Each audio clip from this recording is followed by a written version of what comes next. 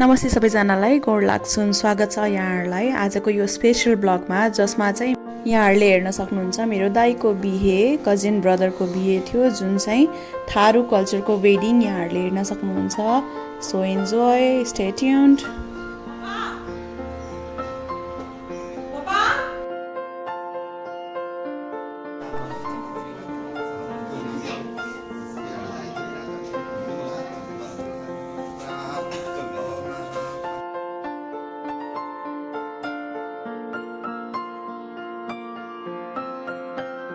शुभ चीजको सुरुवात शुभ कार्यबाट हुन्छ त्यही भएर सबैभन्दा सुरुको दिन चाहिँ सत्यनारायण भगवानको पूजा हुने गर्दछ र यहाँ चाहिँ पूजा सकिएर आरतीको टाइम भइसकेको थियो उहाँ चाहिँ हाम्रो हजुरबाको जेठो दाइ अनि कि ठुलो हजुरबा हुनुहुन्छ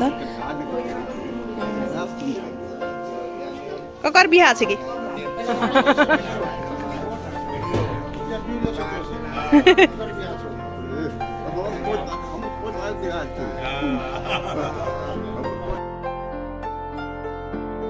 उहाँले चाहिँ के भनिराख्नु भएको थियो भने he is waiting for his पोताज बिहे सो हि इज अलाइभ यो सुनेर मैले मेरो हजुरबुवालाई पनि एकदमै मिस गरेँ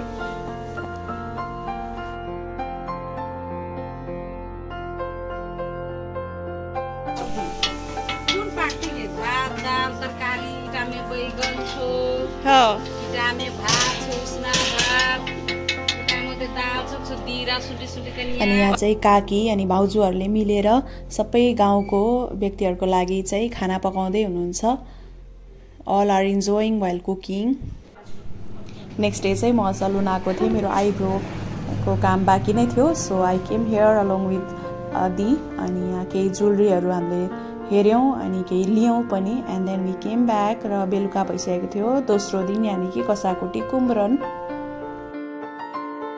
यहाँ चाहिँ भाउजूहरूले पिङ्क कलरको जुन साडी लगाइराख्नु भएको छ यसलाई चाहिँ बर्थी भन्छौँ हामी र यो चाहिँ मेन विध गर्ने टाइममा जुन प्रोसेस हुन्छ बिहेको त्यो गर्ने टाइममा चाहिँ उहाँहरूले लाएर गर्नुहुन्छ एन्ड अल भाउजू are enjoying while doing the process यो चाहिँ फर्स्ट प्रोसेस रहेको थियो अनि यहाँ चाहिँ कसा भुजिराख्नु भएको छ हजुरहरूले जुन चाहिँ बेहुलालाई लाइन्छ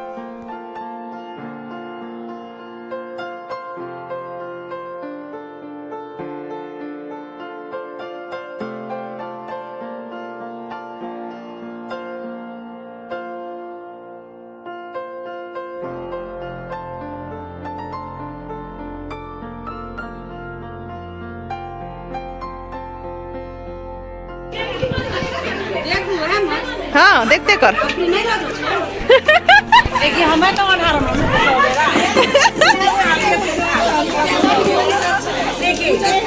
ले ले ले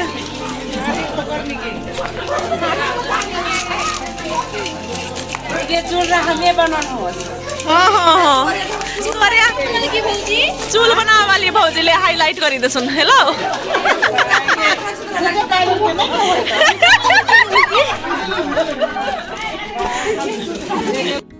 अनि यहाँ चाहिँ धान कुटिराख्नु भएको छ फुपूहरू अनि भाउजूहरूले मिलेर सेकेन्ड प्रोसेस हो यो चाहिँ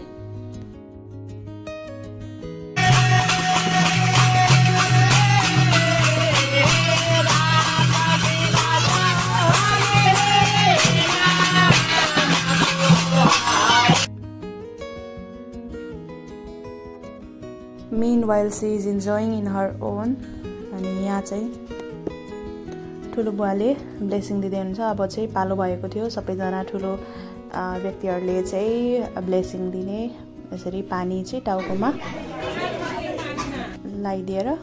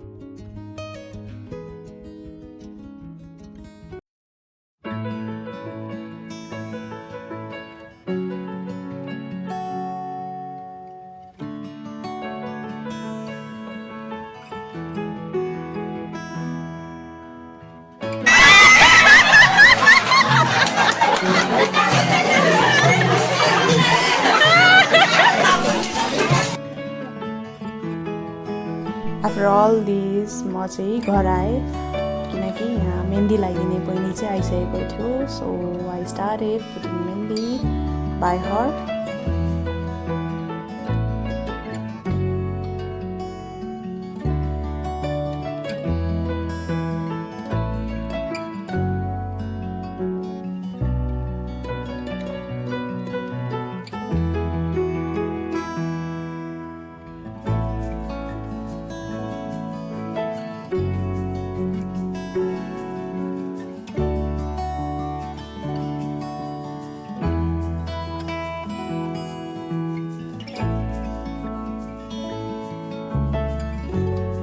अनि यहाँ चाहिँ म लाभा छोप्ने प्रोसेस गरिराखेको छु जुन चाहिँ बेहुलाको दिदी बहिनीहरूले गर्ने गर्छन्. अनि हामी चाहिँ 3 जना सिस्टर्स कजिन सिस्टर अनि म सबैजना लाएर. So this process was doing by me.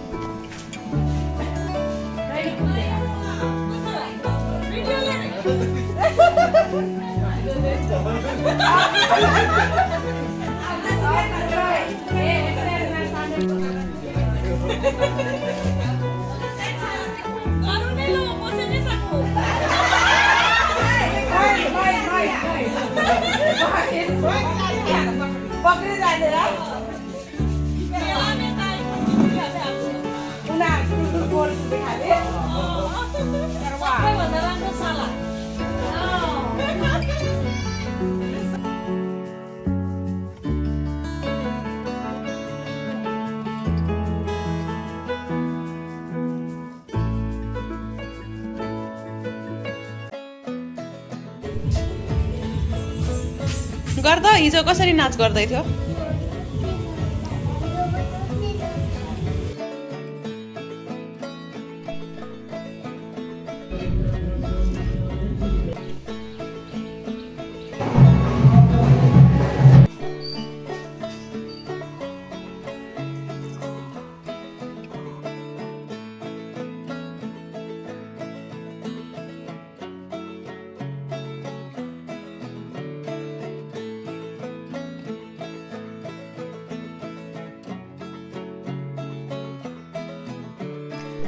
And it was day for the जन्ती.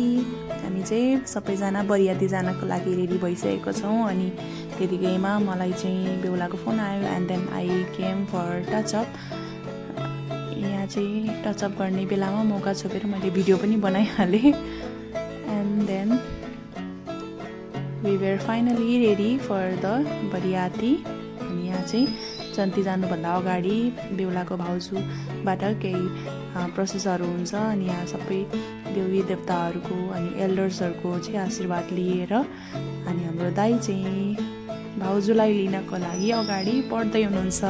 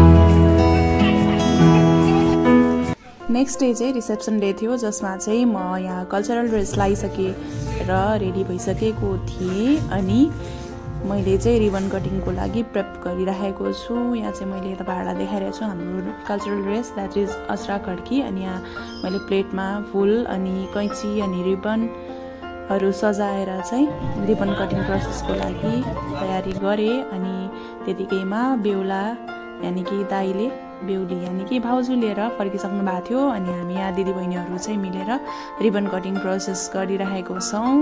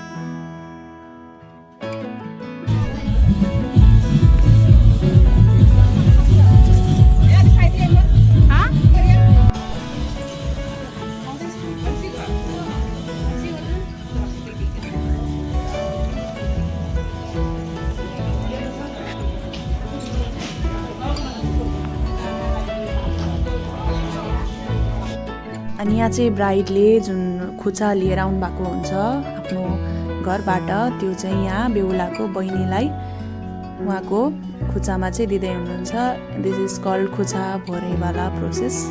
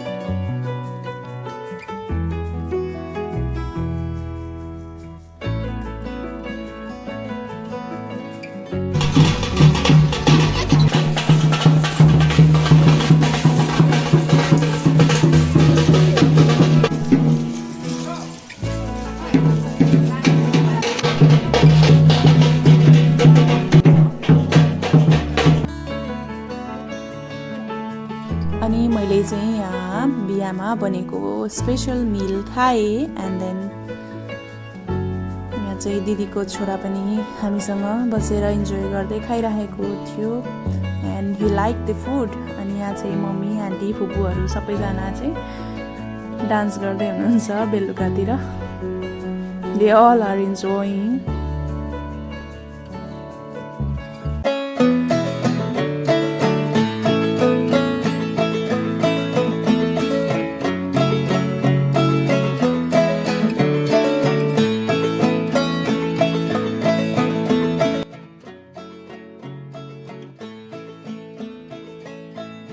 रिसेप्सन सकिसके पछाडि चाहिँ बेलुका बेहुली फर्किनुहुन्छ आफ्नो घरमा।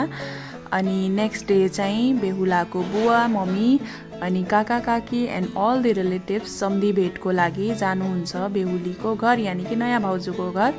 सबैजना यहाँ चाहिँ आफ्नो आफ्नो कल्चरल ड्रेस यानि कि अजरा खड्की लाएर जानु भएको छ। एन्ड अलोङ विथ देम म पनि किन मिस गर्छु यस्तो मौका, I also went with them. अनि यो चाहिँ मारवा घर भन्छ जुन चाहिँ बिहेको प्रोसेस मेन चाहिँ त्यहाँ आउने गर्दछ। अनि हामी सबैजना चाहिँ बसिरहेका छौँ। अनि यहाँ चाहिँ बेहुलासँग दाजुभाइहरू चाहिँ मारवामा बस्नुभएको छ। अनि यहाँ चाहिँ साली नानीहरूले चाहिँ उहाँहरूलाई हल्दी लगाइदिँदै हुनुहुन्छ। This is a funny process जसमा चाहिँ एकअर्कालाई हल्दी लगाइन्छ अनि रमाइलो गरिन्छ यो प्रोसेसमा चाहिँ।